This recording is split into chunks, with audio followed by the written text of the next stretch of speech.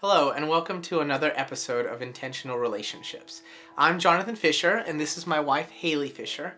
And today we wanted to talk about the right and wrong motivations for loving your spouse, or loving anybody for that matter. So, I'd like to start with why you shouldn't love your spouse. You should not love your spouse because they are going to do something for you in return.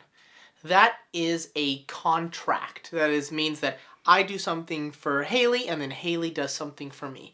That is not a good reason for loving your spouse. And I would argue that isn't real love. That's what people call conditional love, which is not really something that exists. We just call it love because we don't really have another word for it. But it's a contract between two people. It's a barter system. It's a business. But it's not love. And so that is a good reason why you should not love your spouse, because they're going to do something for you in return. So what are the reasons we should love our spouse?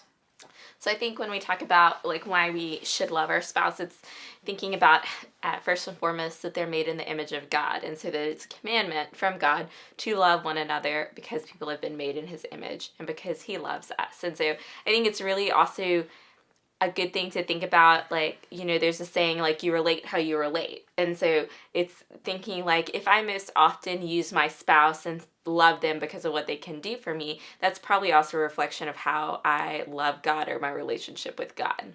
And so thinking from a relationship with God that flows out of this abundance of love and grace that's been given to me, should propel my heart to want to love and to serve other people because I've been extended that same love and mercy and grace. That's a really good point, and it reminds me of something that I just thought about when you were saying that, which is we learn how to love how we've been loved. Mm-hmm. So a lot of people have learned conditional love all of their life, and they haven't learned to be loved unconditionally, or they haven't felt unconditional love, and so they are now displaying conditional love.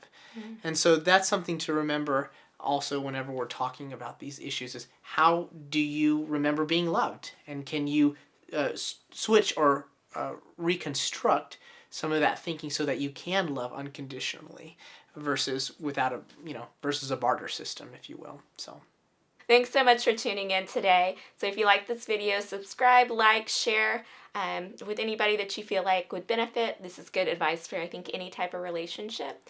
And then we'll see you guys again next time.